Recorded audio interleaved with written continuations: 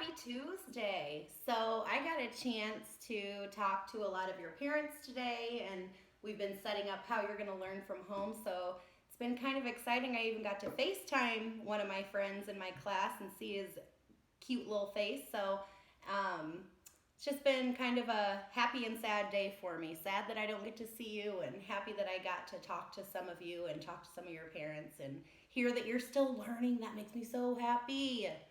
So, since I talked to my friend Jaden on FaceTime today, he told me that one thing he's been doing is going outside and digging in the dirt. And that's actually really good for you to get outside when it's nice out and kind of play out in the yard and get some fresh air.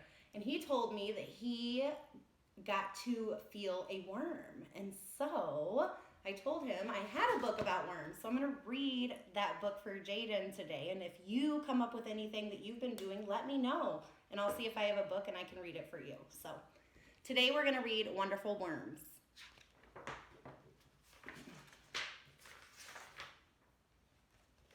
Earthworms are fat and wiggly like my fingers and toes. They live where it is cool and dark and damp, where roots spread out like underground trees. Damp means just a little bit wet. Worms feel sounds with their whole bodies. They feel thunder when I walk. So they don't have ears, so in order to hear sounds, kind of like people who cannot hear, who are deaf, they can feel vibrations. And that's how people who can't hear listen to music. They listen to the vibration of the music. They are wonderful diggers. They dig passageways and burrows. But they don't use shovels or fingers or toes. How do they do it? They eat their way through and move along. So in order to dig the hole, they eat and they poop it out. So soil is really earthworm poop. Kind of interesting. They stretch out long and thin and squeeze in short and fat. Stretch and squeeze, eat and dig, move and dig. Earthworms mix and turn the dirt as they dig and tunnel in the earth.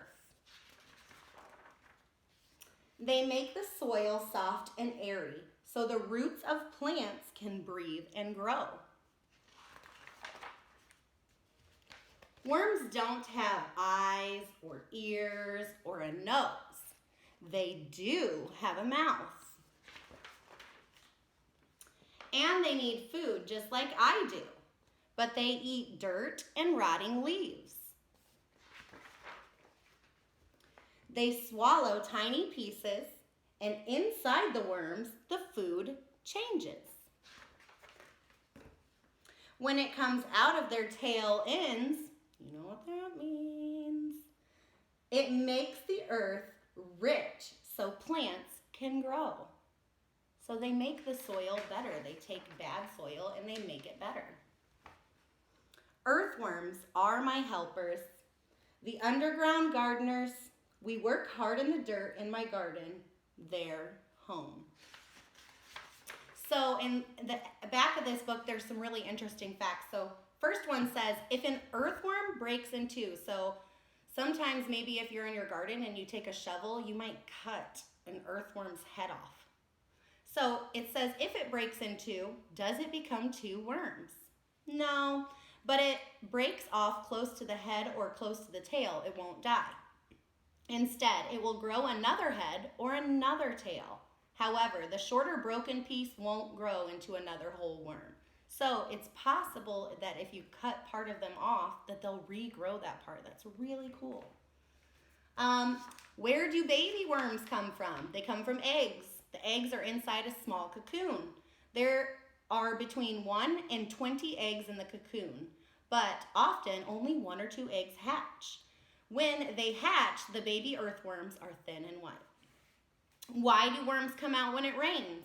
It's believed that they come out because their burrows, which would be the little holes that they dig, are flooded and the water is no longer fresh. Why don't we see worms outside during the day? Worms are night animals. Because there is a danger of drying out during the day, so their skin has to stay wet. They poke out of their burrows to find something to eat at night. How can you tell which end is the worm's head? So their head is slightly more pointed. And that lump, called the clitellum, is closer to the head end of the adult earthworms. So if you ever see an earthworm in the yard, they're okay to touch. They don't bite. They can't hurt you. You can just lay it out in front of you and look and see which end looks more pointy, and that's the head. How can one little worm really help in a big garden? One earthworm can't do much by itself, but in one yard there can be thousands of earthworms, and you don't see them because they're underground.